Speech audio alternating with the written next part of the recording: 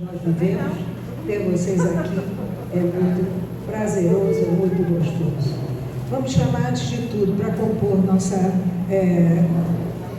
rodinha de amizade aqui, Sofia Débora Levi, que é organizadora do livro, que deu esse entusiasmo todo para a nossa Rolante, para que fizesse esse livro. Ela é psicóloga, ela é formada em letras e é hoje a diretora do memorial, não museu, memorial às vítimas do Holocausto aqui do Rio de Janeiro. Chamo também Rolante, que é o motivo de nós estarmos aqui, é acompanhar essa vida bonita que ela teve e que eu gostaria que você falasse sobre o Marcelo, aquele que fez a sua live. Você podia dizer alguma coisa? Qual é a instituição dele? Você falou sobreviver em São Paulo. Tem um projeto chamado Sobreviver, que Marcelo Gershon, não sei falar direito sobre o nome dele, fez vários vídeos, vários depoimentos de sobreviventes. Então ele colocou isso como uma pauta, um projeto, e a todo mês sai sempre um entrevistado. E aí eu tive a honra de ser entrevistada também por ele. E foi assim que eu tive conhecimento da história da Rolante, porque conforme ela ia contando, ia passando na minha vista como se fosse um filme. E é muito bonito, vocês vão gostar de acompanhar, sobretudo o livro é muito fiel. Ele tem muitos documentos que eu achei até interessante e muito, muito importante você ter guardado. Agora eu vou chamar o nosso presidente do Memorial Judaico de Vassouras. Por favor, Luiz Ben Yosef. Boa noite. Eu queria me apresentar melhor um pouco. Nós estamos sendo apresentados a Luiz Ben Yosef, que é presidente do Memorial Judaico de Vassouras, e que, como diretor da diretoria executiva da Federação Israelita do Estado do Rio de Janeiro, tem desenvolvido um trabalho muito bonito a respeito de uma instituição que eu aprendi com a minha prima de Manaus, Anne Benchimol, que ela, nos estudos que teve, ela viu que todos se referiam ao cemitério como a marca principal para você ter conhecimento de uma coletividade. Quantos viveram, quantos tiveram, desde quando começou. E apareceu aqui a oportunidade de cemitérios que estão inteiramente abandonados, sem apoio, e que Luiz Ben Yosef tem feito um trabalho muito bonito a esse respeito, em Campos, né?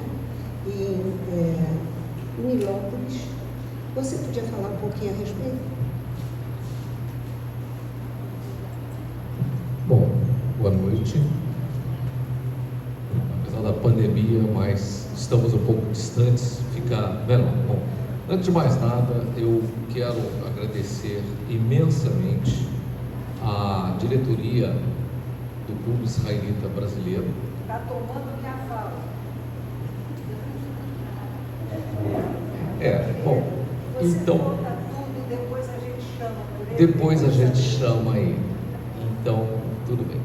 Mas, de qualquer maneira, eu quero falar um pouquinho sobre esse trabalho que a gente está fazendo, porque ele tem muito a ver com o trabalho da Rolante. Eu conheci a Rolante Fischberg, em Niterói. A Rolante, ela é uma ativista em prol da conscientização do antissemitismo, exatamente pelo seu passado.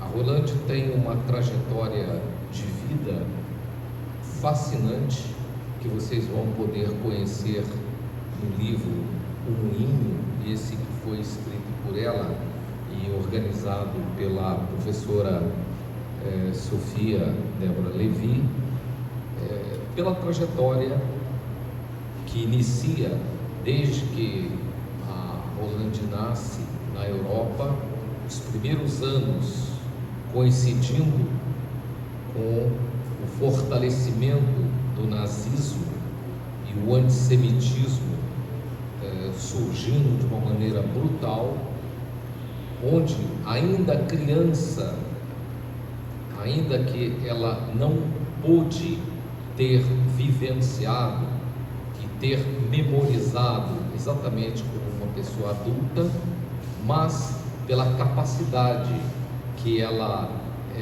guardou, que é até uma situação muito interessante, porque cada ser é muito diferente um do outro. Alguns nascem com um dom de preservar, de conhecer, de ir correr atrás do que teve a ver com o passado dela.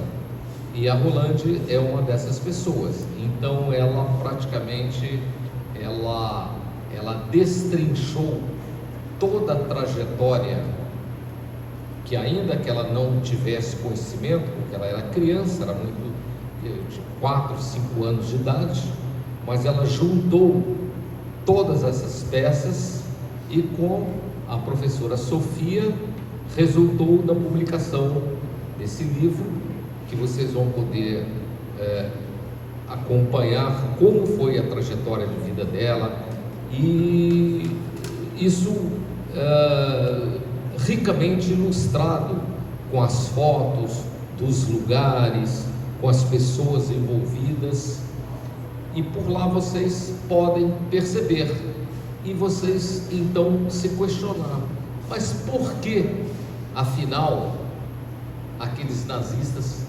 perseguiam uma minoria ou minorias como o povo judeu e outros povos também? Mas no caso nosso específico de hoje, nós estamos falando sobre a comunidade judaica, mas isso não significa que ele só tenha perseguido a nós como povo judeu, mas também a outros povos que foram tão vítimas tanto quanto nós. E toda essa história merece e precisa de ser toda restaurada, registrada, e quanto mais, melhor. E então, eu até, a Ana me pediu que eu falasse um pouquinho sobre esse trabalho que nós estamos fazendo na federação. No fundo, o que a gente procura fazer é essa conscientização, porque os imigrantes, o Brasil, como praticamente todos os países da América, ele foi colonizado por povos que aqui chegaram, vindo de outros lugares, com tradições, com um passado enorme. E por que você não conservar e guardar e restaurar todo esse passado? Então é o que nós estamos procurando fazer. No nosso caso da federação, a gente nós procuramos restaurar, no caso de Campos, a memória daqueles imigrantes que chegaram, provenientes, em sua grande maioria, do leste europeu, que vieram de uma região que foi varrida no tema do livro da Rolande, vieram exatamente daquelas regiões da Polônia, da Rússia, Ucrânia, da Romênia, do leste europeu de maneira geral. E então, a gente, em Campos, nós estamos procurando restaurar essas memórias. E é um trabalho muito longo que vocês depois vão ter oportunidade de ver um pouco mais, e que é muito interessante. E a gente, já que aquele povo faz parte da memória viva da cidade, imagine só, hoje naquele cemitério estão enterradas pessoas e os netos estão lá, não são mais judeus, mas eles dizem: são os meus avós que estão enterrados lá. Eu quero saber a história deles, eu preciso de saber a história deles. Então, ao mesmo tempo, a gente conscientiza essas pessoas, mostra o porquê que eles vieram de lá e para que a história não se repita também conosco aqui. Então, esse é o trabalho que a gente está procurando fazer. Eu quero assinalar a chegada do presidente da Federação Israelita do Estado do Rio de Janeiro, Alberto Klein, que me ajudou muito, porque ele foi ao lançamento do livro de Roland Fischer em Niterói, e eu não tinha um livro, e ele então me cedeu o livro, que está aqui, vou te devolver, tá? E agradeço muito, você me ajudou muito. Quero também agradecer a presença de Israel Bleiber, que é muito importante para as bases da nossa história. Ele já foi, inclusive, até a Rússia, contando as histórias que ele tem, pessoais ou até de comunidades. E eu queria também agradecer imenso ao presidente do CIB, Herbert Levi, nosso amigo, amigo de minha mãe, que eu gostaria que dissesse umas palavras, sempre de coração aberto, com essa casa nos recebendo, por favor. Também estou vendo aqui Gerson Hoffmann, vice-presidente do Conselho Deliberativo da Federação Israelita do Estado do Rio de Janeiro. Por favor, Herbert. Boa noite. É uma honra para o CIB receber uma coisa tão importante, porque cultura é tudo. E realmente um livro desse emociona. E vou dizer para vocês que o CIB está aberto para qualquer evento da comunidade que tenha alguma coisa a ver com cultura. Muito obrigado, desculpa eu estar falando muito, e boa noite. Ele não perde muito bom, obrigada. Também quero dizer que está presente o senhor Dr. João Batista, que é da Letra Capital, quem tornou a presença física do livro aqui possível para nós. Muito obrigada, doutor João Batista, por ter reconhecido o valor do trabalho de Sofia Débora Levi sobre a obra de Roland Fischer. Bom, eu queria muito que a Sofia dissesse alguma coisa a respeito do que foi que mais te emocionou no momento que você tomou conhecimento da história da Roland. Que a Roland a gente conhece, Niterói, Câmara Municipal, ela foi influenciadora para que houvesse uma data de homenagem à memória do Holocausto. O nosso vereador José Vicente Filho, que fez esta lei constar dos anais da Câmara, antes mesmo que a ONU criasse a data de hoje, que é em homenagem à abertura das portas de Auschwitz. Então, Sofia, por favor. Obrigada, Ana. Boa noite a todos. Obrigada, Ana, pela apresentação, sempre simpática. Luiz, pelas suas palavras. Eu vou começar por aí, Ana, te complementando, lembrando a todos hoje da campanha #WeRemember, recordemos, promovida pelo Congresso Judaico Latino-Americano, pelo Congresso Judaico Mundial, que a gente pede a todos que tirem uma foto com essa mensagem. Pode ser essa placa oficial, pode ser uma placa escrita à mão, com essa posição que a gente toma, de não esquecer, recordar, combater o antissemitismo, honrar os mortos, honrar a memória do Holocausto. Então, na condição de representante para a memória do Holocausto do Congresso Judaico Latino-Americano, eu conclamo a todos, ainda está em tempo hoje, dia 27, Dia Internacional da Memória das Vítimas do Holocausto, a tomarem posição. Postem uma foto, #WeRemember. Obrigada. Agora sim, você me fez uma pergunta, né, Ana?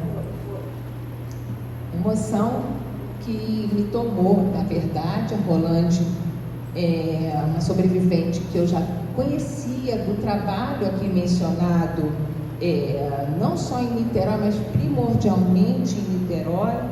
Nós já havíamos feito algumas palestras juntas em escolas, levando adiante essas lições que o Holocausto tem a transmitir para nós e também para as futuras gerações. Nós estamos sempre aprendendo com as histórias dos sobreviventes, com os testemunhos, com as documentações que cada ano vem à tona. A gente sabe que no pós-guerra muita coisa foi soterrada, ora por parte dos nazistas, ora, por que não dizer, por interesses outros depois do fim da Segunda Guerra Mundial, de países aliados na época, e com o tempo a memória se esvanece, mas por outro lado nós temos em contrapartida outros dados que vêm surgindo, que vêm vindo à tona, talvez porque as pessoas implicadas não estejam mais ali ameaçadas e por outras razões também políticas. E neste momento, realmente essa data do dia 27 é uma data muito forte para a gente, e lançar essa história da Rolande, que eu conheci primeiro escutando a Rolande, depois compartilhando mesa, compartilhando essa atividade tão importante via educação, a gente desenvolveu uma aproximação, uma empatia, que eu olho para ela e já começa aqui, ó. Eu me emociono muito. Vocês vão ver que o meu texto no livro, na abertura do livro, é um texto que não é técnico, é um texto que fala realmente dessa emoção do encontro, porque trazer à tona as memórias de uma menina prodígio que a Rolande foi e é. A Rolande foi e é uma menina prodígio. O Luiz já mencionou, a Rolande nasceu no dia 28 de dezembro de 1939 e atravessou a guerra nessa primeira fase, nessa tenra infância dela. Então a gente fez um trabalho muito interessante, de muito tempo, de muitas horas juntas, atravessando a pandemia online, né, via Zoom, via telefone, via Duo, vários recursos foram utilizados e através do levantamento de dados que a Rolande fez com os parentes, muitas memórias dela eclodiam, memórias às vezes de flashes, de lugares, de pessoas, em que a gente foi batendo com a pesquisa bibliográfica que a gente procurou se amparar. E aqui vocês têm como resultado um livro de memória familiar, de memória individual, porque o livro traz o período do Holocausto, mas traz também a história da imigração das famílias Rosen e Korzenevsky para os outros países que os acolheram depois do fim da guerra, uma Bélgica destroçada. E toda a trajetória da Rolande aqui no Brasil, Rio, Niterói, São Paulo, até os anos 70, quando ela finalmente consegue a naturalização. Então, Ana, respondendo essa sua primeira pergunta, eu sempre me emociono muito quando eu entrevisto um sobrevivente. E eu comecei assim, Rolande, o meu estilo de trabalho, para quem já me conhece de outros livros, é trabalhar com a metodologia de histórias de vida, colhendo os dados antes, durante e depois do Holocausto, até a vinda para o Brasil, no caso nosso, e a retomada da plena cidadania, a mensagem para as futuras gerações e, mais recentemente, o impacto do negacionismo, do revisionismo do Holocausto nos sobreviventes. Então, toda essa perspectiva eu procurei levar para a Rolande. A Rolande falou assim, tá, mas espera aí, eu gosto de escrever, eu vou escrever algumas coisas aqui então para adiantar, para refrescar a minha memória, e o trabalho saiu de uma maneira completamente diferente, tá? Então é um trabalho realmente construído a partir dos escritos da Rolande, seguindo uma cronologia que eu realmente trago como um marco de organização do levantamento histórico e do levantamento mnemônico, que eu penso que nos auxilia, Ana, a melhor compreender o agravante que foi se sucedendo a cada ano, 39, 40, 41, quer dizer, a vida na Bélgica, a fuga da Bélgica, sul da França, Suíça, atravessando os Alpes suíços a pé na neve, essa menininha, né, que vocês vão ler aqui no livro. E eu digo menininha porque a Rolândia é uma pessoa que mantém até os altos anos de 80, que eu não posso esconder sua idade, mas com uma idade que ninguém dá para a Rolândia, porque ela traz esse espírito de vivacidade. Apesar da pandemia, apesar das perdas de pessoas queridas, que todos nós estamos passando, fazer esse trabalho que atravessa o terror, né, e traz de novo a vida à tona, no meio de 2 anos de Covid, de uma incerteza que a todos nos toma, com 80 anos de idade, é um exemplo de vida. Então, realmente foi um envolvimento muito grande, de conteúdo, de seriedade, de levantamento, de confronto de fontes documentais sempre que possível, cotejando depoimentos colhidos de outros parentes da Rolândia ainda vivos e lúcidos, para poder transmitir esses detalhes, e a gente questionando. Mas espera aí, um primo disse isso, outra prima disse aquilo, então como é que foi? Então foi realmente um trabalho de refino, e que acho que chegou a uma síntese que é o que eu chamo da verdade existencial da Rolândia, né? Tanto na primeira etapa da narrativa, o período da Segunda Guerra, quanto depois dos empreendimentos que a Rolândia fez aqui no Brasil. E um pouquinho desse calor que a gente traz aqui, que a gente compartilha, vocês vão poder perceber no vídeo, acessando o QR Code ao final do livro que nós fizemos. Eu, Rolândia, e preciso destacar aqui a Débora Rosen Santos, que é a sobrinha da Rolândia, que muito nos auxiliou na pesquisa iconográfica do livro e principalmente na revisão final. Agradeço as horas avançando a madrugada, né? A Ana já mencionou aqui a presença do nosso editor João Batista Pinto, já editou meu livro Por Dentro do Trauma anteriormente, e a Rolândia ficou muito satisfeita também, né, com a sua dedicação à causa, que já está se tornando assim já nossa conhecida, e quem nos apresentou também a primeira vez. Eu quero honrar a presença aqui do presidente do Museu Judaico do Rio de Janeiro, Max Nahamias, e agradecer a indicação do João Batista. Eu tenho, assim, ilustres pessoas aqui presentes. Eu vou deixar para a Ana e para a Rolândia mencionarem também, e em seguida, para não tomar muito o tempo com a minha palavra, a gente volta a pontuar os presentes. Bom, o que eu quero dizer Eu queria passar para a Rolândia.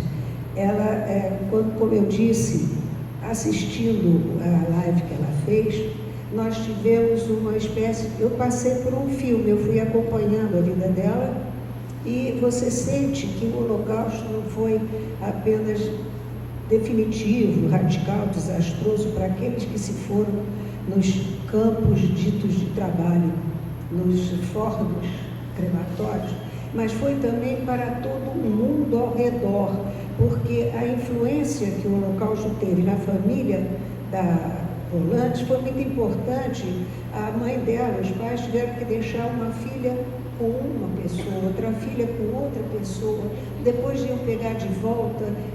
Foi uma coisa realmente dramática e que influenciou todo mundo em volta. Aqueles países todos estavam passando por isso. Quem tinha lucidez de ver o que ia acontecer adiante, procurou se defender da forma que pôde, saindo, fugindo, abandonando famílias. Isso foi muito doloroso e, graças a Deus, nós temos aqui pessoas, como disse a Sofia, lúcidas, que podem mostrar para nós tudo que aconteceu, para que nunca mais isto se repita. Como eu disse, a Colib está apresentando esta noite o evento nacional. Nós estamos aqui no nosso, bonitinho, graças a Deus, com uma presença viva do que foi tudo. E eu quero convidar vocês para assistirem, pelo menos, do dia 30, vai ser a festa, não se pode chamar. Mas, enfim, a memória, a homenagem à memória dos que se foram no Holocausto, vai ser da Federação Israelita do Estado do Rio de Janeiro, que eu já mencionei a presença do Dr. Alberto Klein aqui conosco, e quero contar com todos que puderem. Vocês vão. Eu estou contando com vocês. Então, agora, realmente, a sobrevivente é a pessoa que é mais importante na noite de hoje. Rolande Fischer.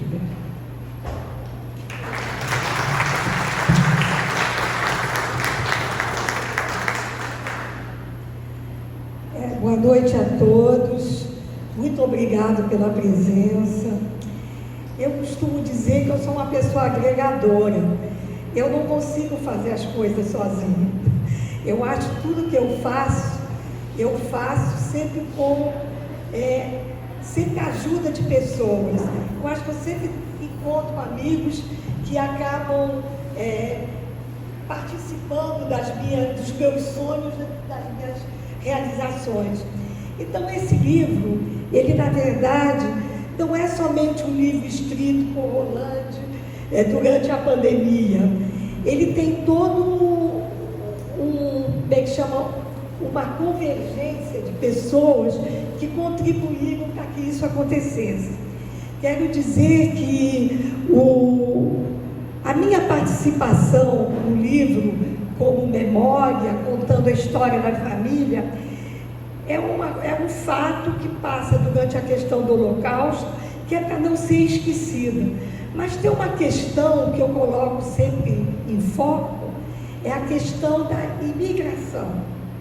Que eu acho que a imigração foi a maior dificuldade que todos os povos que migraram de um país para outro, ou que até hoje acontece, têm na sua adaptação à vida local.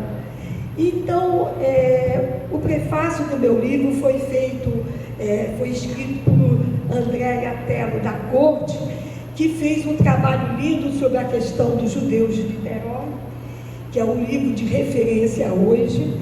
E a Andréia também iniciou o trabalho dela fazendo pesquisa pelo cemitério. Eu acho que foi por aí o cemitério de São Gonçalo, Niterói, a partir daí que ela conseguiu fazer história de Niterói. Mas a Andréia costuma dizer que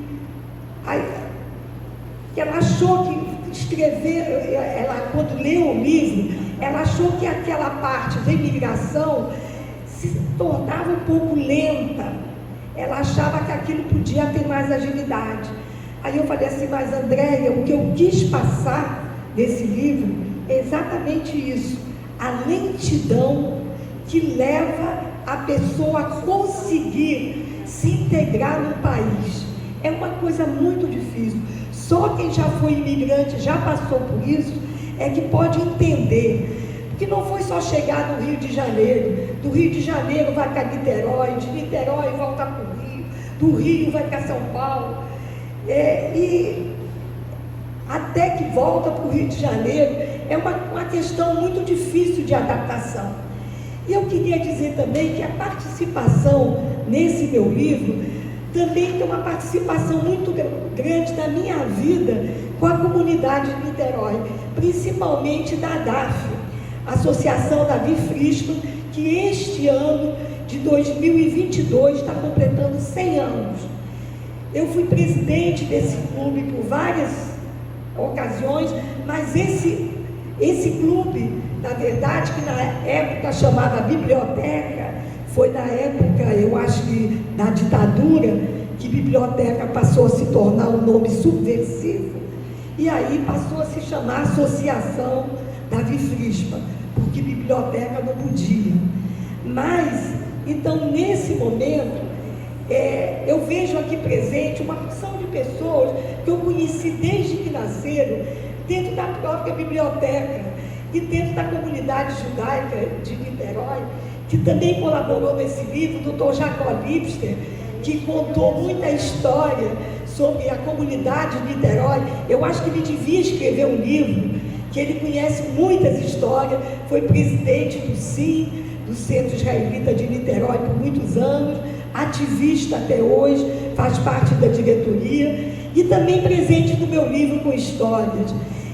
A gente tem aqui a presença da minha sobrinha, já esteve aqui o irmão dela, o Marcelo, deve voltar daqui a pouco, a Dani e a sua filha Rebeca, que também fazem parte do meu livro, porque eu cheguei aqui no Brasil junto com a mãe dela, que era como se fosse uma irmã, uma prima irmã.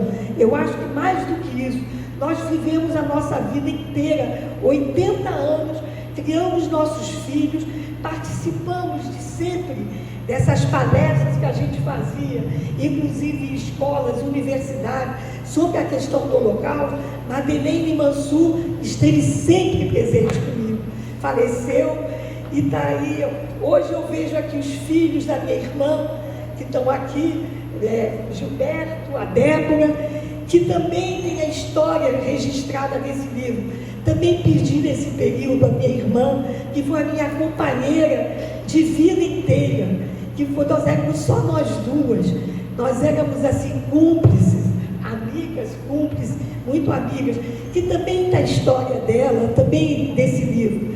Eu acho que então a gente vai passando um pouco sobre a minha vida em São Paulo, ligada à Casa do Povo, que foi uma coisa muito importante, o CIB, Centro Cultural Israelita Brasileiro de São Paulo, a minha vida aqui no Rio de Janeiro, minha participação, inclusive, na Fierj, sempre presente, eu acho que faz com que essas amizades que eu fui construindo pela vida e essas ligações fazem com que eu me torne uma cidadã brasileira de origem judaica, me sentindo hoje brasileira, niteroense, abraçada por todas essas pessoas aqui presentes. Eu queria também agradecer a ajuda, o patrocínio, como sempre eu digo, eu não faço nada sozinho. Hoje, então, do Herbert Levi, que oferece um espaço para a gente, do Alberto Klein, presidente da Fierj, da Federação, que vem pela segunda vez o lançamento do meu livro, a primeira vez em Niterói e outra vez aqui, com apoio da Fierj, a Letra Capital, que também está aqui presente pelo meio do seu editor, o meu presidente,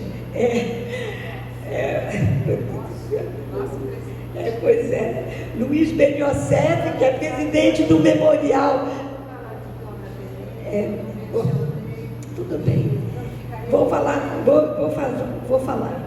Mas eu queria então terminar de agradecer o Luiz por ter aceitado esse convite de estar aqui presente, o meu presidente. Por acaso nós somos 4 membros do Memorial Judaico de Vassouras aqui presentes. E a pedido de Ana, eu vou falar um pouco sobre a questão da minha mãe. A minha mãe, Renê Korzenevski, depois Rosen, quando casou com meu pai, minha mãe viveu até os 96 anos, participando também de tudo que a vida pôde me dar, para participar da comunidade de Niterói, cantava no coral da DAF, era uma pessoa muito ativista, foi homenageada na Câmara de Niterói pela própria Ana Bentz em várias ocasiões. E o primeiro livro que eu escrevi, que foi Meus Companheiros de Viagem, foi muito em cima das memórias da minha mãe. A minha mãe contava e recontava para a gente a história da família.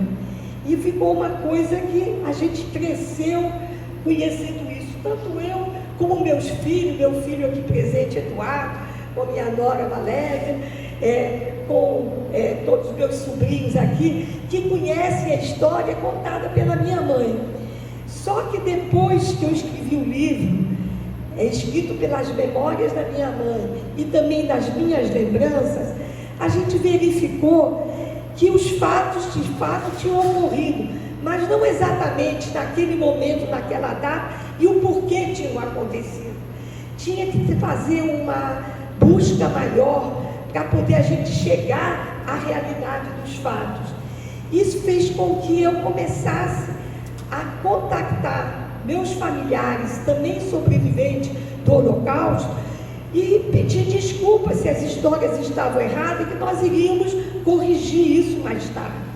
E a princípio eu tive essa ideia de fazer uma correção do livro, mas depois eu disse não, esse é um livro novo, com uma outra vertente, não fala somente de uma companhia de viagem, como foi o primeiro livro, que fala de amigos, de pessoas que conviveram comigo durante a vida, lutas políticas, como aqui a gente tem a Flora Rosenberg, que fez parte de lutas políticas junto com a gente, e outras pessoas. Mas também esse livro ele deveria ter uma outra tipo de visão. E aí eu procurei o que eu achava que tínhamos de melhor. O Rio de Janeiro, em se falando sobre a questão do Holocausto, estudiosa, a Sofia Débora Levi, que sabe tudo e não deixa passar nada errado naquilo que a gente... Isso não aconteceu dessa maneira. Vamos verificar se aconteceu assim e aconteceu assado. E ela realmente é dona da verdade. Ela, quando diz as coisas, é porque é verdade. Então, procurei a Débora para que ela fizesse a coordenação do meu livro, para que eu não tivesse erros, para que não acontecesse o que aconteceu no primeiro livro.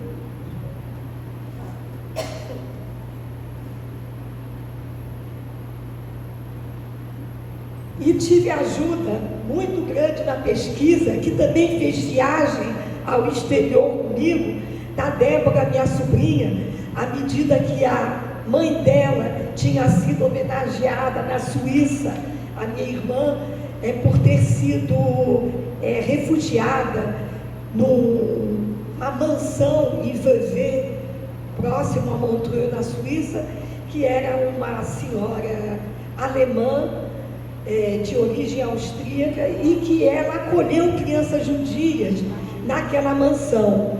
E essa mansão, depois da guerra, foi vendida por Charlie Chaplin.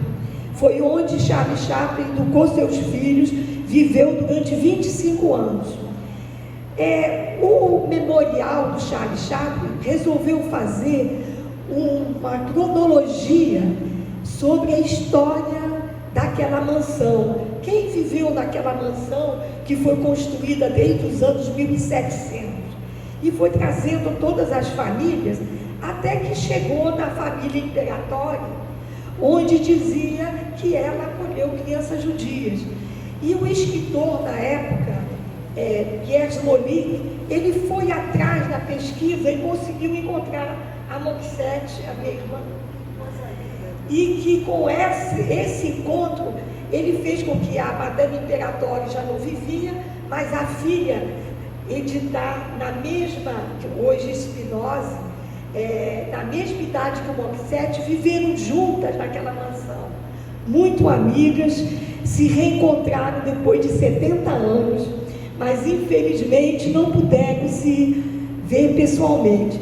Eu queria dizer que também que Flávio, meu amigo Flávio Tamsten aqui, foi uma das pessoas que conseguiu essa ligação, porque foi o Flávio que encontrou a história, conhecendo já a nossa história, ele reconheceu aquela mansão numa entrevista feita pelo Chaplin e levou para a Moxette e disse assim: você conhece esse lugar?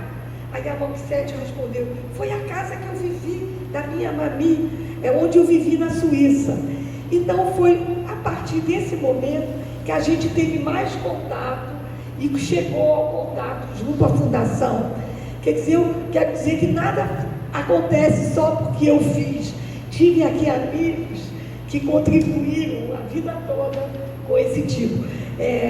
Tem o meu amigo Luiz Adar, que não está aqui presente, que foi o organizador do meu primeiro livro, que a gente riu muito, chorou muito, se emocionou. E agora, nesse segundo livro que eu fiz, eu quero dizer que aqui no final do livro, a gente tem um QR Code aqui, que vocês que compraram o livro vão poder verificar. A gente fez uma pequena entrevista entre Sofia, eu e Débora, falando um pouco dessa emoção que a gente fez do encontro de documentos, encontro de parentes, histórias que parentes não tinham contado nunca e resolveram contar para a gente, histórias que eram camufladas na família e que vieram à tona. Foi assim uma coisa muito gratificante, muito emocionante. Eu não vou me prolongar mais, eu só queria deixar meus agradecimentos e qualquer coisa ficar pronta aí a perguntas, né?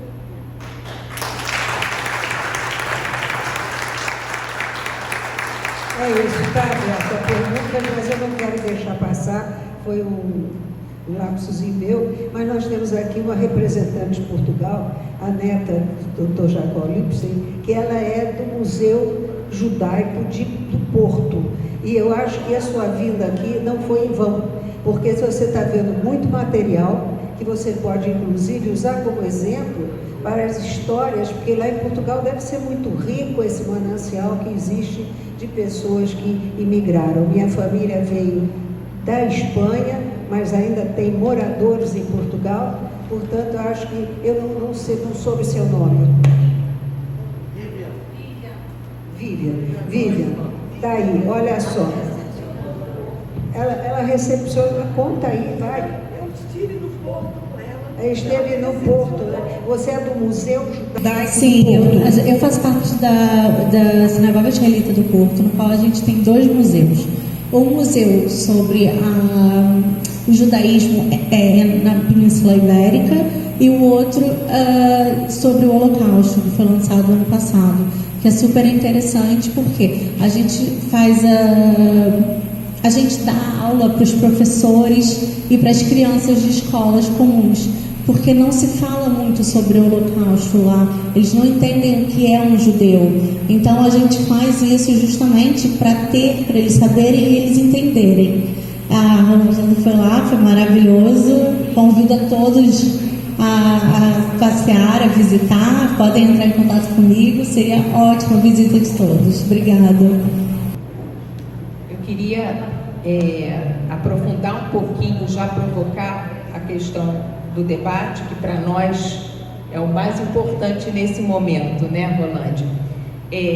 Mas sempre a gente marca que a importância da retransmissão fidedigna da história, ela deve ser feita pela cultura, pela cuidado de informação, mas fundamentalmente pela educação.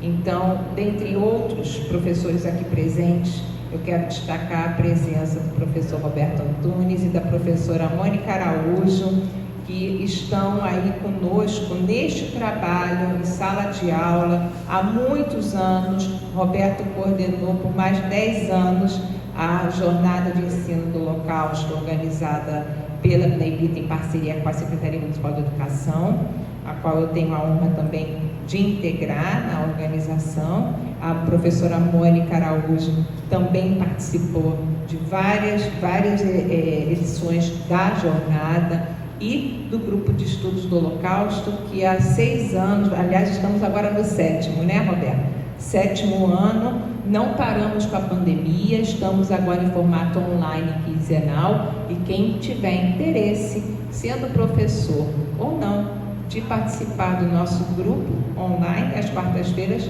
é só falar comigo depois. Vamos.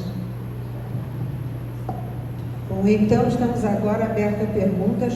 Quem quiser, a nossa Débora está com o microfone para passar para o interessado que queira perguntar alguma coisa a quem for, tanto desde a nossa Rolante, que é sobrevivente, e a professora Sofia Débora, e então Luiz Ben Yosef, que também tem muito a contar. Então, eu queria saber de você, em que idade você veio depois do Holocausto? Eu cheguei aqui com a idade de 7 anos de idade. Passei do meu nascimento até o final da guerra, nós passamos fugindo de Bruxelas para o sul da França. Do sul da França, atravessamos os Alpes para nos salvar em 42, porque quando o sul da França já não era mais a França livre, e aí nós fomos obrigados a fugir, principalmente porque 2 tios meus tinham sido deportados naquele momento, na época para Drancy, depois para Auschwitz, e eles eram militares franceses. Então a gente achou que não estava em segurança ali, fomos para a Suíça. Ficamos na Suíça até o final da guerra, e em 46 já estávamos na Bélgica, e em 47 tem uma história interessante que eu vou contar, é que nenhum país aceitava imigrante. Era um problema muito sério. As pessoas que tinham sido libertadas dos campos de concentração, que já não tinham mais onde ficar, ficavam em campos de refugiados na própria Europa. E não tinham nenhum país que quisesse abrir as portas. Os Estados Unidos abriram a porta para aquele que tivesse um parente direto, e o Canadá abriu as portas somente para crianças órfãs judias, e a gente não tinha esperança. Todo mundo queria ir para os Estados Unidos, mas não tinha esperança de onde ir, de onde partir, como sair daquele inferno, e se falava de uma nova guerra. Era um trauma muito grande.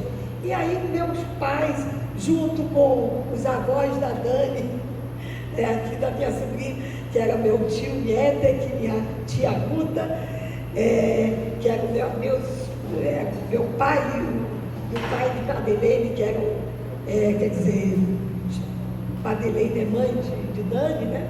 Que eram assim, amigos desde a infância, foram ao cinema assistir um filme brasileiro chamado, com Carmen Miranda, Meus Amores no Rio. E quando terminou o filme, tinha uma mensagem do governo brasileiro que dizia: o Brasil está aceitando imigrantes. Então, nesse momento, eles saíram do cinema decididos a, no dia seguinte, para a embaixada e tentar. Eles diziam assim: a América é a América, vamos para o Brasil. E assim, meus pais vieram parar no Brasil, em 1947. Por coincidência, só quero dizer que o mesmo navio que eu viajei, viajou Fred Blatt, que ele viajou no mesmo navio. Ele também desembarcou dentro da Baía de Guanabara. Foi assim e a gente só vinha a conhecê-lo bem mais tarde, já nos movimentos, já da Xeritapeitá. Mas o Fred viajou no mesmo navio que eu vinha do Brasil. Ele é um pouco mais velho do que eu acho que talvez uns 10 anos. Eu acho que ele tinha 17 anos, eu tinha 21. Eu acho que é isso.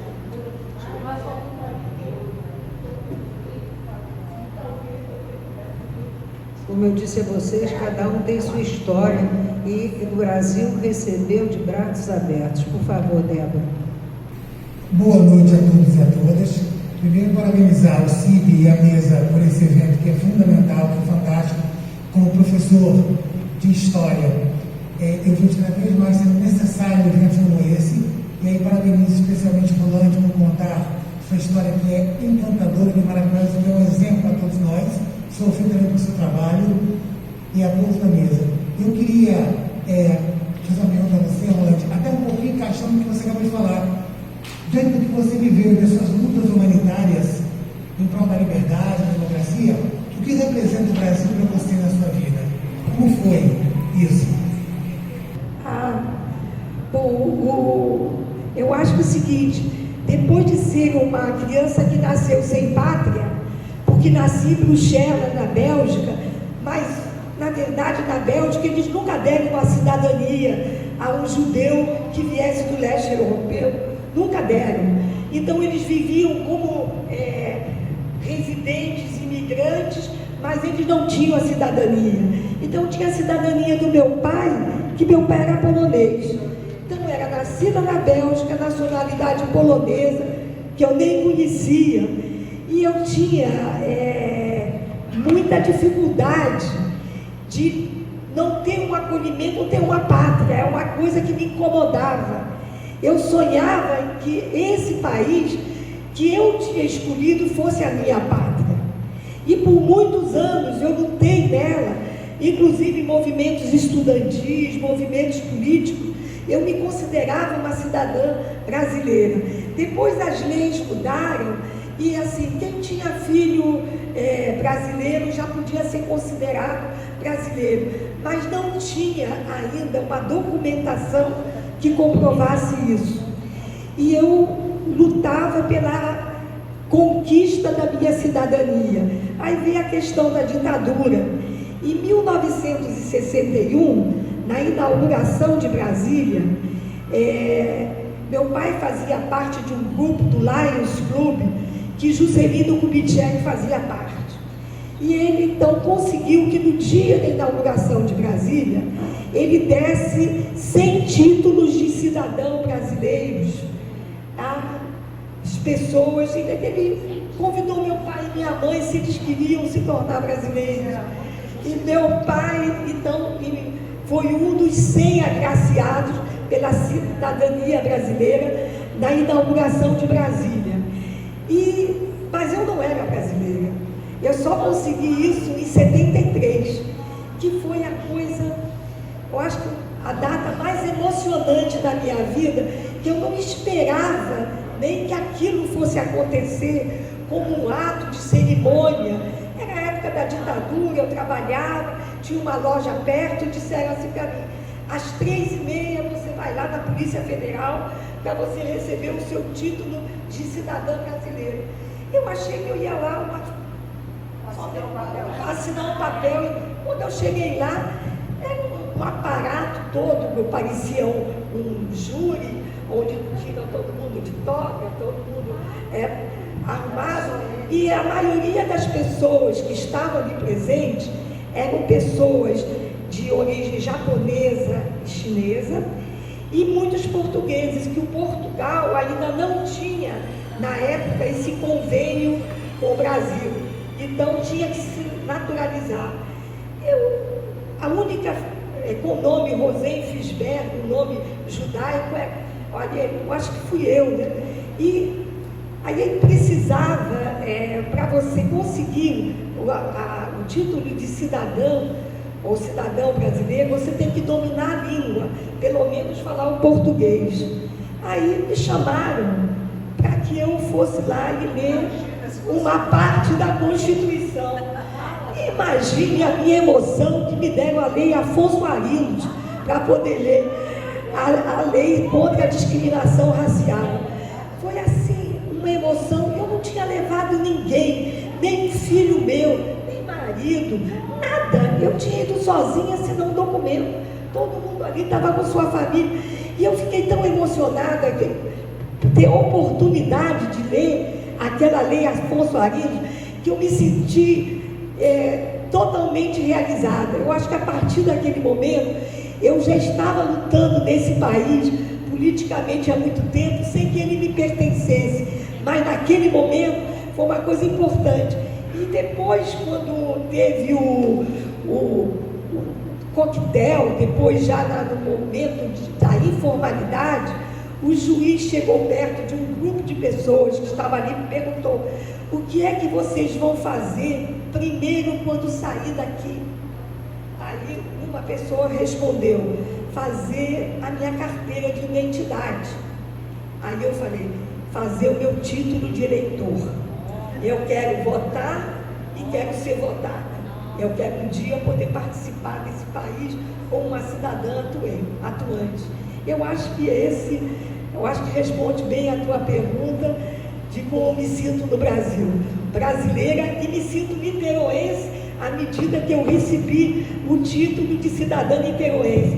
Que eu tenho maior orgulho disso, que hoje eu não posso dizer que eu escolhi a cidade de Niterói como sendo a minha cidade. Não nasci lá por acaso. foi uma escolha minha. Então, eu acho que uma coisa maravilhosa é a gente não nascer por um acaso num local, mas se escolher um local para viver. Eu acho que é isso.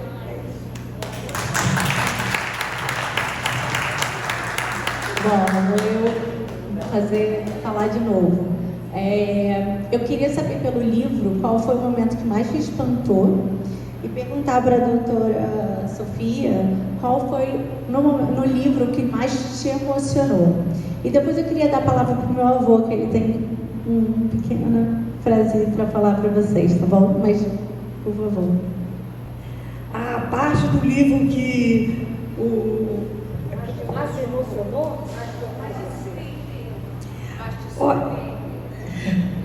Olha, eu acho que a parte do livro que sempre me emociona muito é uma dor que eu carrego pela vida, que hoje é uma dor branda, mas nunca deixou de existir. Foi quando eu fui separada dos meus pais e criança e fui colocada numa família na Suíça.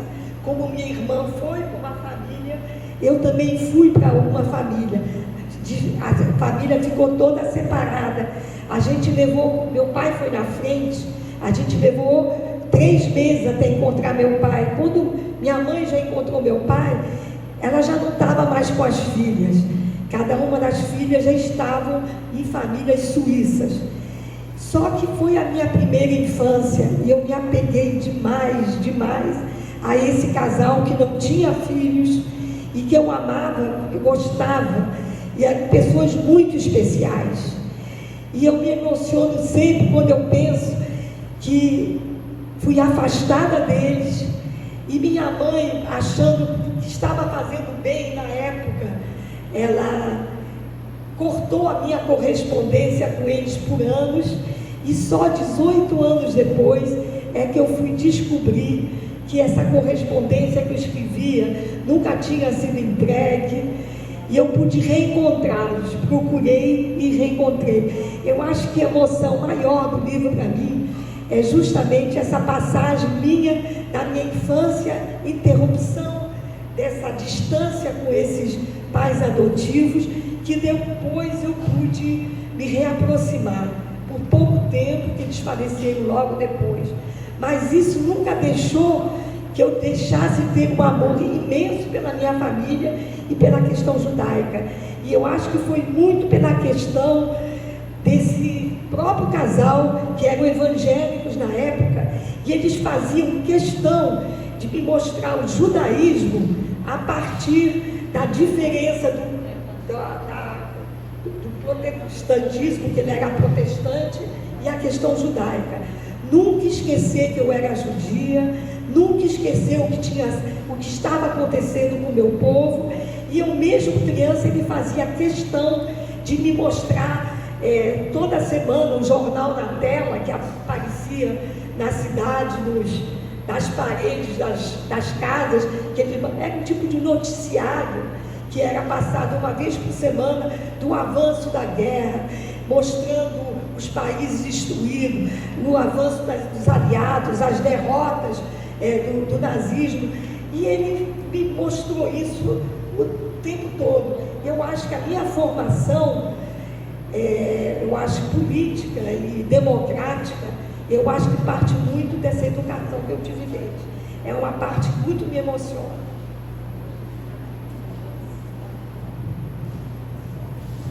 Perdão, Vivian, você me perguntou qual parte me tocou mais.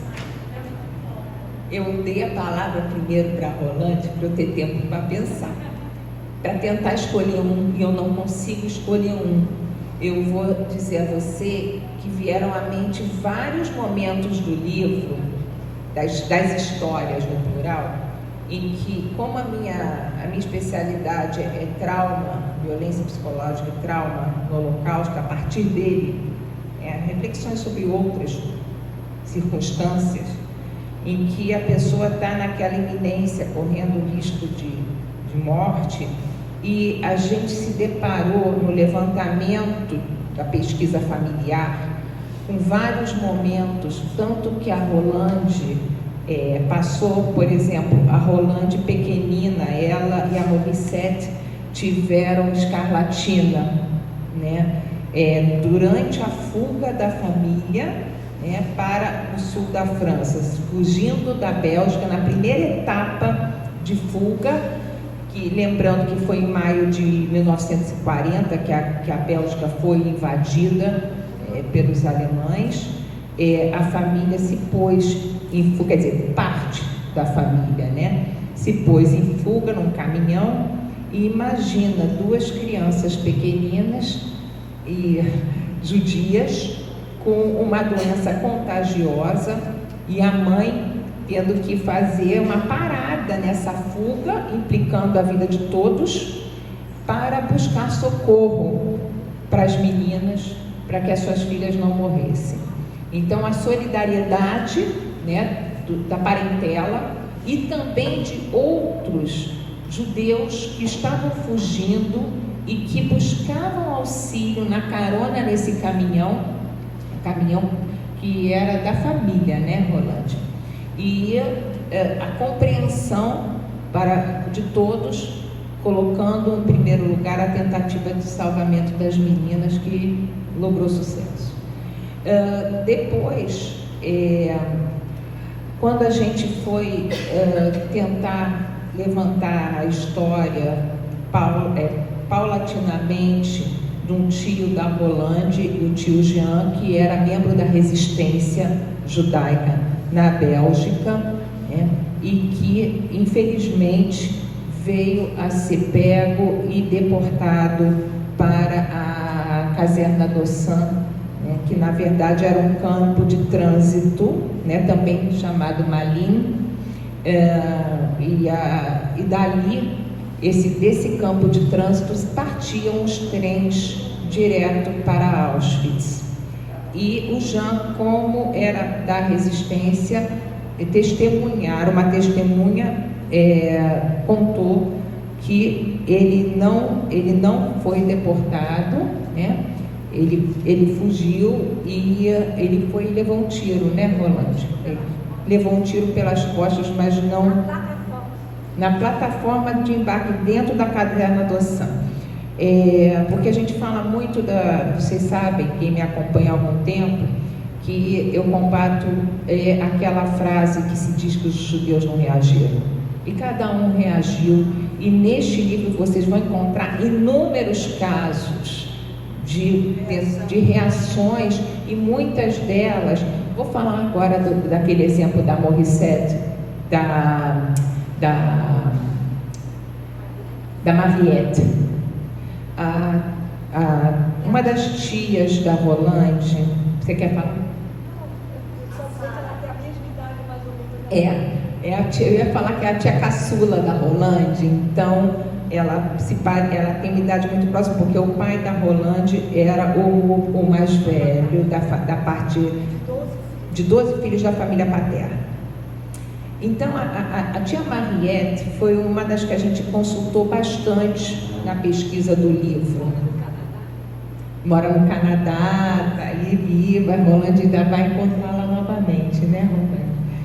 Mas teve um momento em que a Mariette ainda era criança, tinha 7 anos mais ou menos, se não me engano, não é isso, Rolande? E ela estava escondida. E era aniversário dela. No dia do aniversário dela, a senhora que a abrigava em Bruxelas foi tentar levá-la para encontrar com a mãe. E, infelizmente, naquele momento, ela, criança, presenciou uma narácia, né?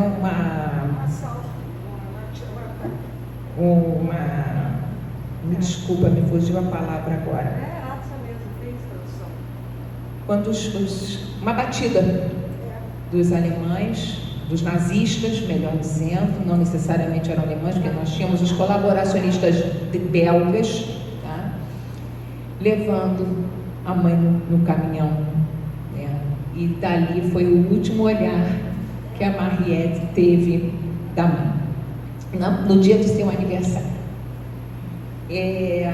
a gente tem várias, eu não vou me delongar muito, porque eu me emociono a cada momento, e para a gente se colocar no lugar dessas pessoas que vivenciaram esses momentos traumáticos e que estão aí. A Mariette também prestou seu depoimento no Canadá. Nós sabemos que temos inúmeros projetos ao longo do mundo registrando essas memórias.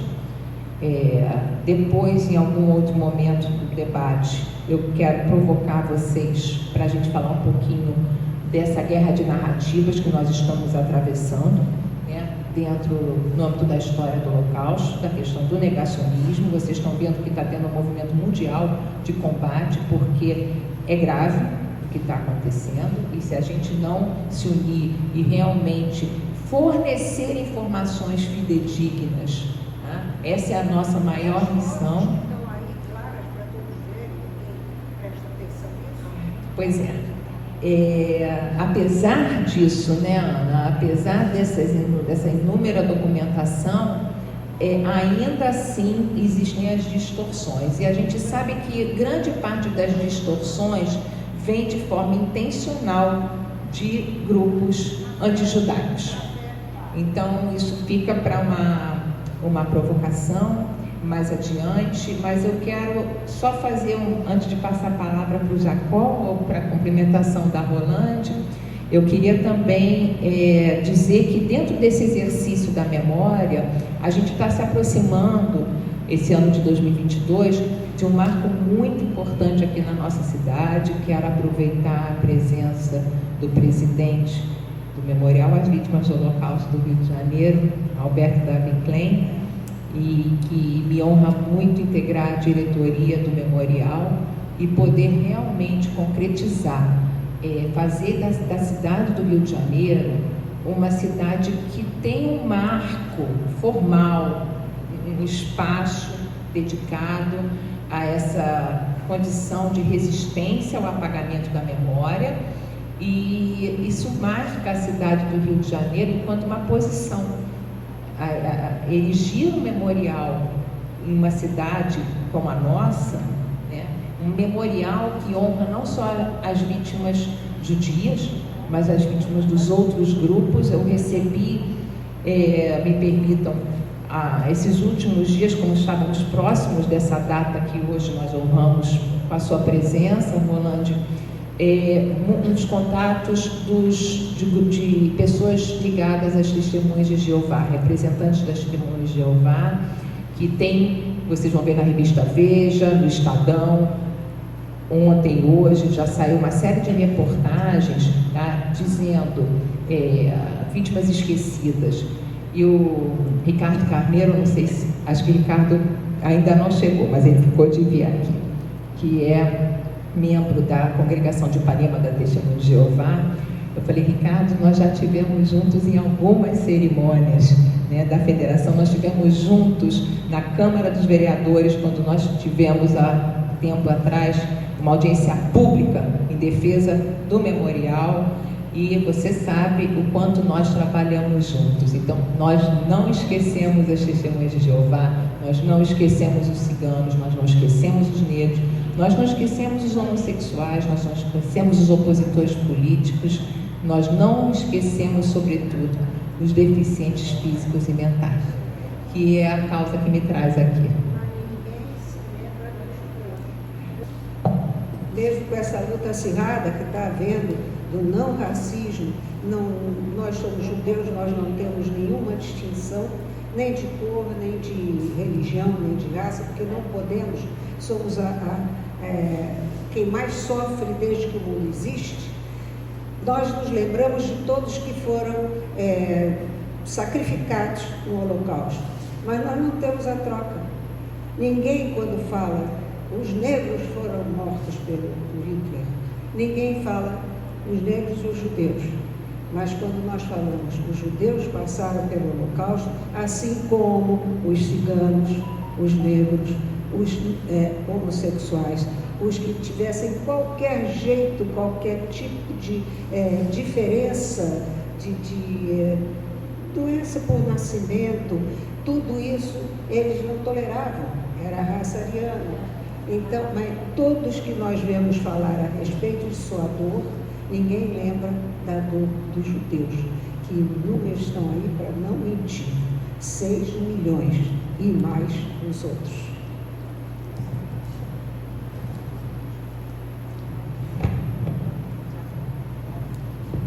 Boa noite a todos. Eu não vou fazer perguntas, só 2 palavrinhas só. A comunidade judaica de Niterói está de parabéns, principalmente a ADAF. E parabéns porque a ADAF, antes chamada Biblioteca Davi Frisca, produziu 2 figuras que se projetaram na cultura nacional, Maurício Sherman e Salomão Schwarzman. E atualmente agora nós temos uma escritora, que é a Rolande. Ela nos conta no livro dela as agruras que passou na infância por conta do antisemitismo nazista. O seu livro é um grito de alerta para todos nós que devemos combater este antissemitismo, vindo de onde vier. O meu intuito de falar aqui é que a gente não deve ficar sem falar, sem reagir a qualquer intuito antissemita. Interessante que, folheando o seu livro, na página 167, você fala sobre o Dr. Armando Ferreira, que tratou de você na infância, era meu pediatra também. Acontece que o filho dele, Armando Ferreira Filho, presidente do Sindicato dos Médicos de Niterói, da qual faço parte também, nós fomos protestar no Sindicato Médico deles no Rio de Janeiro uma exposição contra Israel. Você vê que Armando Ferreira também tem história do Holocausto. E era uma exposição que falava sobre os palestinos, mas sempre prejudicando Israel. No seu livro, Armando Ferreira está no seu livro. Outro fato também que eu quero dizer a vocês, a gente não ficar inerte a qualquer provocação antissemita. Em Niterói, quer dizer, pertinho daqui, tinha uma confecção chamada Gestapo. Interessante que o S da Gestapo era 2 S, justamente o SS nazista. Eu fui lá, conversei com o proprietário para tirar, ele não quis. Então eu chamei uma pessoa da FIES, que foi comigo, mais o deputado da Palmeira Silva, e fomos lá e tiramos a placa da loja. Eu tenho esse retrato lá em casa, e quem quiser eu posso mostrar. Foi tirado a palavra Gestapo. Por isso que eu devo dizer, nós devemos não ficar calados. Qualquer provocação antissemita, a gente deve, então, protestar, lutar, evitar essas coisas.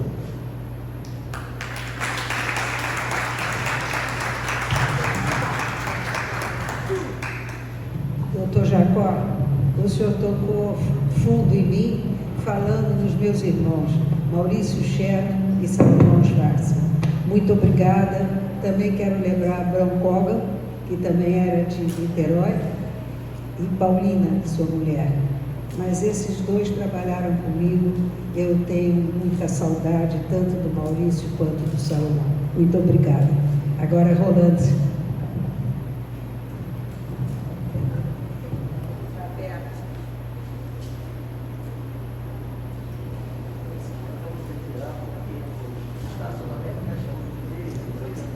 Alô, boa noite. Tudo passa pela educação, tudo. Eu não tenho dúvida. Eu trabalho com a Sofia, eu sou o presidente do Memorial das Vítimas do Holocausto e sou presidente da federação.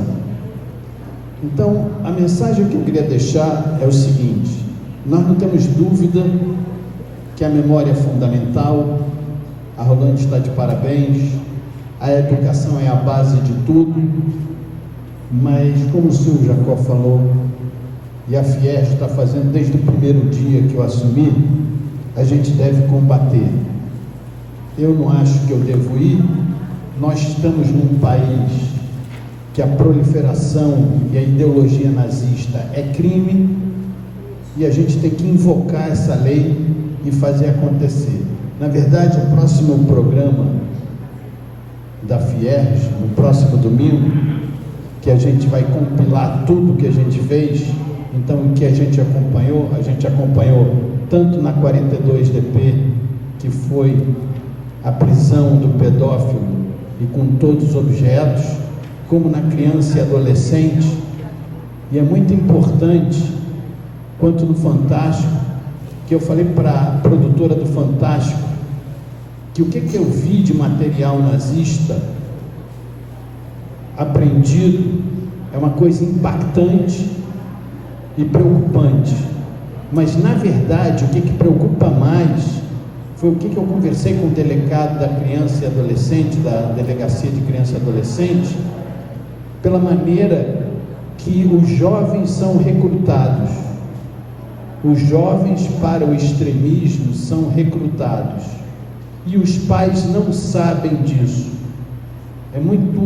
Isso é muito sério, porque o valor, a formação hoje não é mais o principal para os pais, e sim o conhecimento. Os pais querem que os seus filhos sejam graduados, pós-graduados, doutores e pós-doutores, e eles às vezes não têm preparo para isso. Eles precisam primeiro uma base e uma formação, e os professores estão aqui, sabem que o conhecimento sozinho pode ir para um lugar que nem sempre é o melhor para todos nós. Então só queria deixar o comentário, que o Jacó já foi, mas que a Fierj está atuando. Eu deixei um pouco a educação para lá, para a ação, porque para a gente falar Holocausto nunca mais, para a gente combater o nazismo, a gente não pode tolerar nada. Então a nossa tolerância, desde que eu assumi e quem acompanhou vê, a nossa tolerância é zero. E na verdade não é para discutir em redes sociais, é para ir na delegacia, é para ir para a justiça, e é para invocar as leis existentes nesse país. Isso que está acontecendo aqui no Rio de Janeiro. Os outros estados não é problema nosso, a gente torce e apoia, e muito obrigado a todos. Senhor presidente, Alberto Klein, muito agradecida por sua intervenção, e eu gostaria muito que o senhor também fizesse um pequeno comercial do dia 30, para que todos saibam o que está sendo feito lá. O presidente Alberto Klein, o que ele tem feito desde que entrou, ele levou projetos, ele estava sonhando com a presidência da Fierj para fazer isto, fazer aquilo, crescer daqui, crescer de lá, ir buscar não sei mais o que, mas ele tem esse ano e alguma coisa feito só apagar incêndios. É o que ele está fazendo, é o que ele está sofrendo, eu sou testemunha. Se a gente começar, na verdade, toda essa pandemia é um problema sério, mas se a gente começar a falar tudo que a federação e a nossa diretoria está fazendo, o Luiz Benhocef, a gente avançou por campos, estamos em Nilópolis, a gente está nas pequenas comunidades, e o Luiz Benhocef está à frente. Não, mas nós ainda não chegamos lá. Eu estou falando do que está acontecendo, e isso aqui é uma palestra à parte. Dia 30, nós vamos fazer a nossa lembrança a esse dia, em memória às vítimas do Holocausto. Nós não divulgamos muito pelo momento de pandemia, mas nós não podíamos deixar de lembrar, deixar de registrar. Iria ser com a embaixada e com a UNIC, que é a ONU. Então nós estamos fazendo com a ONU e com a embaixada de Israel. Só que o embaixador está com Covid, ele não vem. Eu também tive, só que foi semana passada, retrasada. Então o nosso evento lá é um evento, espero que seja assim rápido, em 1 hora, mas bem sólido e bem consistente, e quem puder ir é um prazer. Muito obrigada, presidente. Estaremos lá. Mais alguma pergunta? A Débora está a postos. Mais alguém quer saber mais alguma coisa, contar? Tá bom, minutinho. Eu queria fazer uma pergunta para o Luiz Belhocef.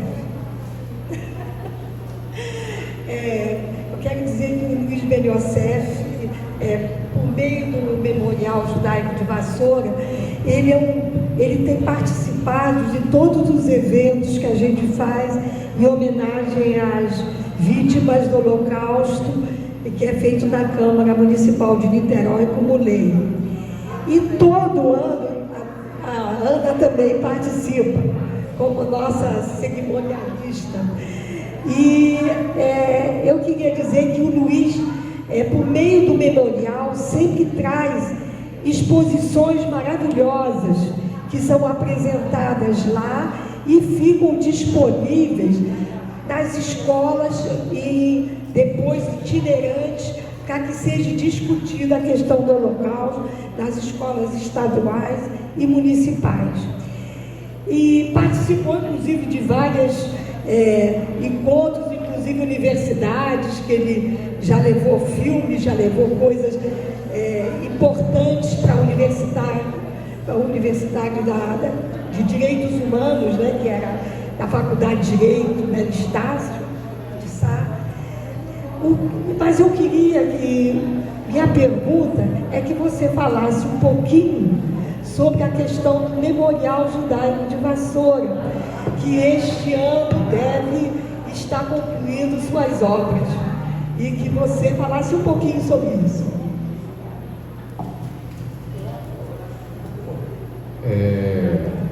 O memorial do qual todos nós que estamos aqui fazemos parte, quer dizer, nós quatro, esse ano, ele, depois de vários anos fechado, ele vai reabrir e vai ser um local que vai mostrar a cultura contra a discriminação, qualquer tipo de discriminação de raça, de cor, de religião, e obviamente o antissemitismo está integrado dentro de uma dessas metas que nós vamos dizer, movimento contrário.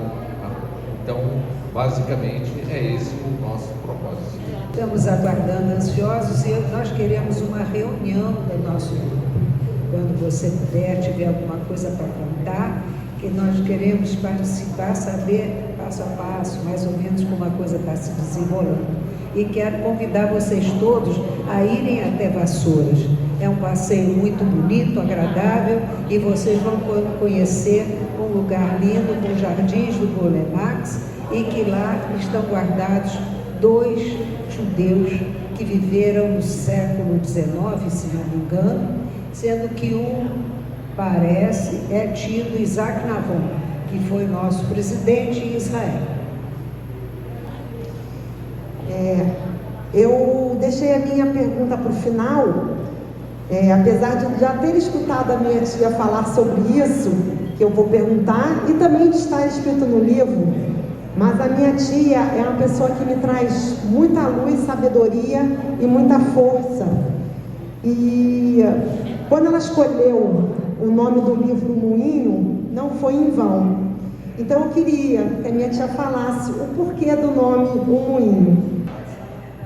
Bom, o livro chama O Moinho pelo seguinte: o primeiro campo de refugiados que a gente foi no sul da França era um moinho, era um antigo moinho que foi construído nos anos de 1350, e a parte de pedra e a parte de alvenaria nos anos de 1520, 1530.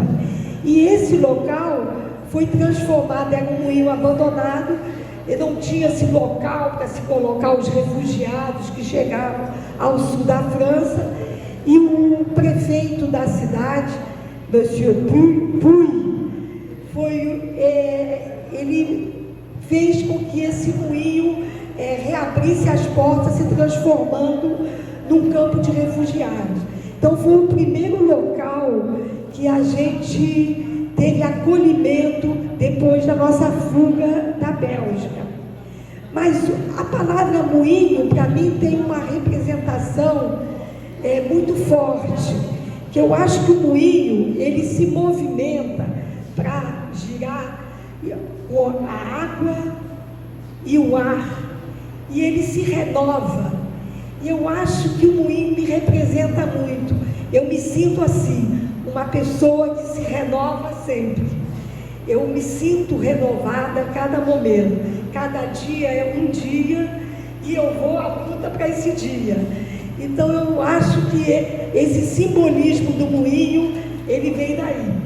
Respondi as respostas.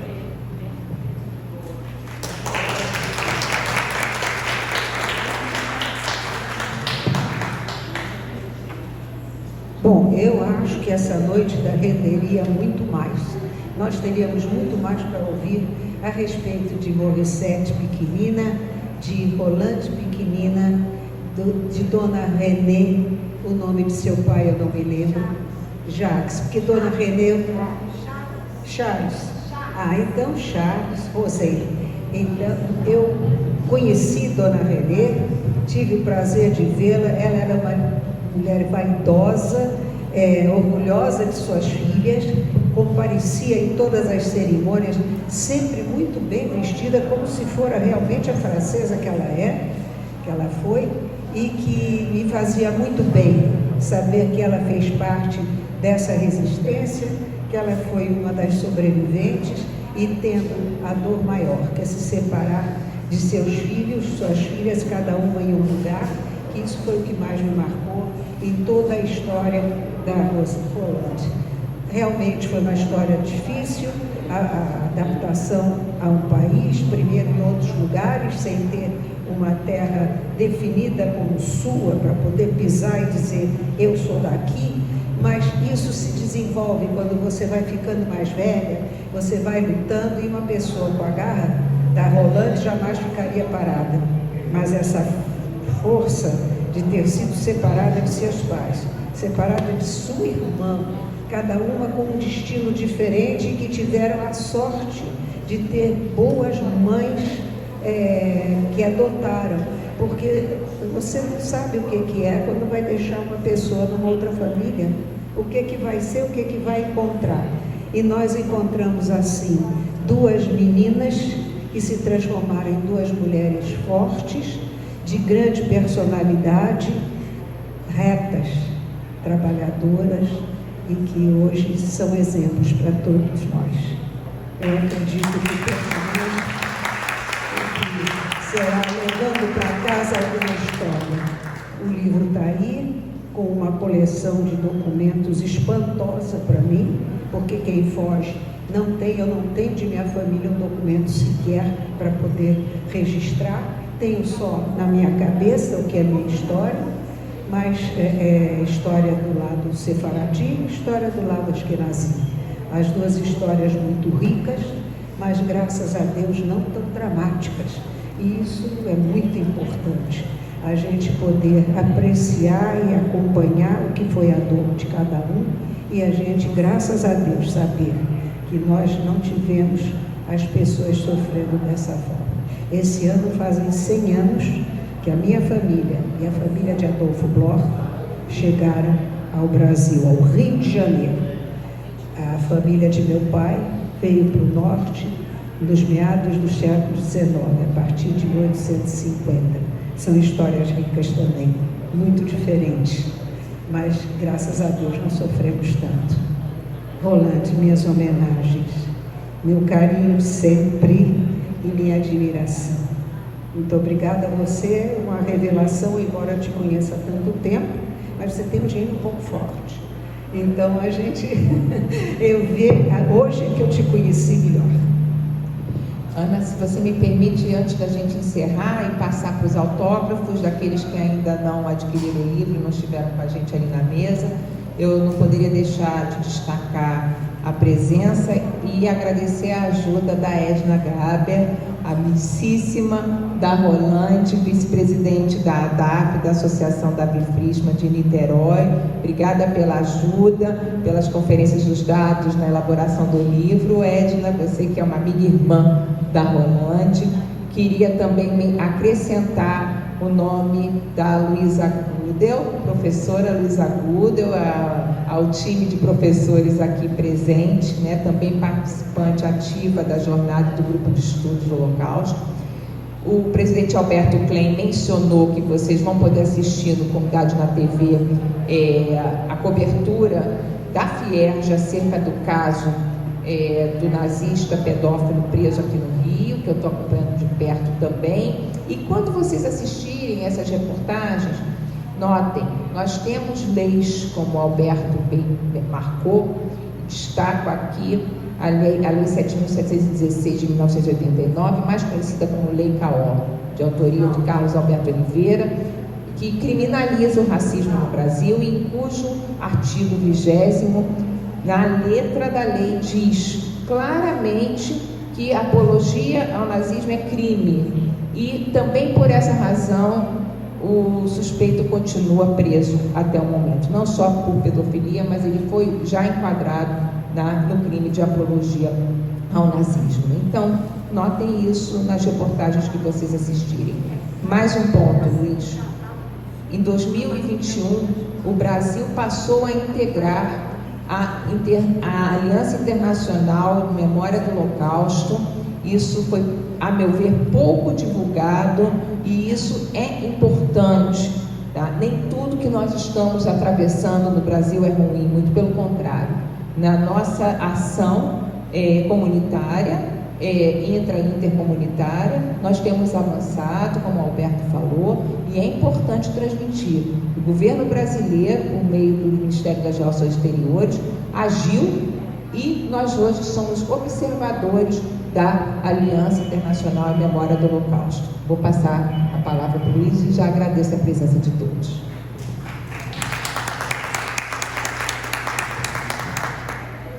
Eu quero, para encerrar a minha participação, eu quero parabenizar a Rolande por esse trabalho brilhante.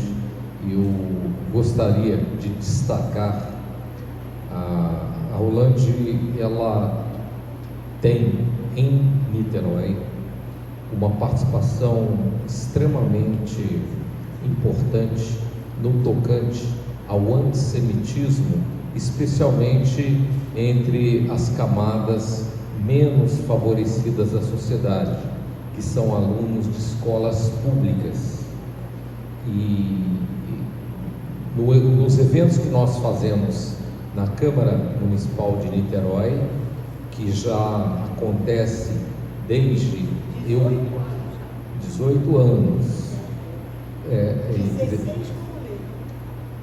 Exatamente. Então, antes mesmo do evento da ONU, a Rolande já estava organizando em Niterói, e o Memorial Judaico de Vassouras participava desses eventos. Mas o que eu quero destacar na atuação da Rolande é exatamente nessa camada menos favorecida da população. Vocês não conseguem imaginar, para um jovem que vem de uma escola pública, que tem um contato, infelizmente, não muito grande sobre os problemas que a gente existe no mundo, de intolerância, de tudo isso, a surpresa de eles verem, ouvirem com os próprios olhos e ouvidos uma pessoa que foi testemunha daqueles eventos, que ele ouviu os relatos dos acontecimentos da história. Então, isso para eles tem um simbolismo incrível. Então, quando a Rolande deixa um livro, o segundo livro, com o relato histórico da vida dela, vida familiar, desde a Europa até o Brasil, isso é um documento de extrema valia. E com certeza, claro que a gente espera ter a Rolândia muitos anos mais, mas infelizmente a gente vê que a cada ano que passa fica reduzido o número de pessoas que passaram por essa trágica experiência. Então é por isso que é muito importante a Rolândia Pessoa e a Rolândia História através do relato livre. Então, parabéns, Rolândia, tá? Muito obrigado pelo convite de estar aqui. Voltando ao que eu disse antes, assistindo a Sofia Débora Levi, como trabalhou nesse livro, eu acho que todos vocês que têm alguma história para contar, conversem com ela. Talvez ela também conseguirá tirar de cada um o que cada um pode somar à história da Rolândia. Já vimos que a história do Holocausto não é apenas e terrivelmente aquela radical, em que aquelas vidas foram ceifadas, quantos cientistas, quantos músicos, quantos homens maravilhosos o mundo perdeu, uma geração que foi rolando até quase os dias de hoje e que poderá, com você acompanhando outras histórias, fazer com que isso se una.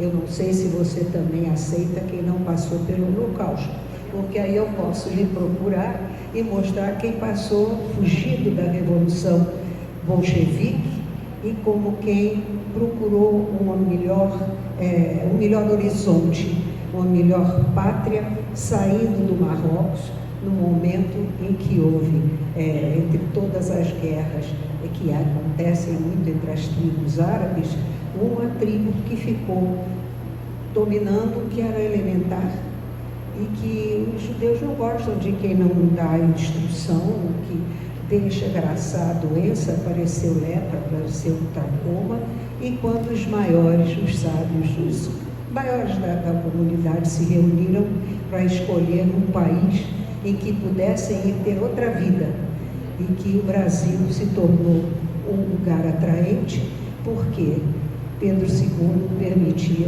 liberdade religiosa. E foi assim que veio a família do meu pai, e fugindo da Revolução Bolchevique, a família de minha mãe e de meu marido, Adolfo Dória. Então, minha gente, há muita história para contar, há muita coisa. Se você aceitar sem Holocausto, eu te procuro. Tá? Muito obrigada, Luiz. Obrigada a vocês todos que tiveram esse prazer de estar aqui, o doutor João Batista, que foi o responsável pelo produto físico e que acreditou que ele teria valor. Uma boa noite. E até dia 30. Vai encerrar quem deve, que é a razão natural de nós estarmos aqui. Eu só queria lembrar que hoje, 27 de janeiro, é o Dia Mundial em homenagem às vítimas do Holocausto.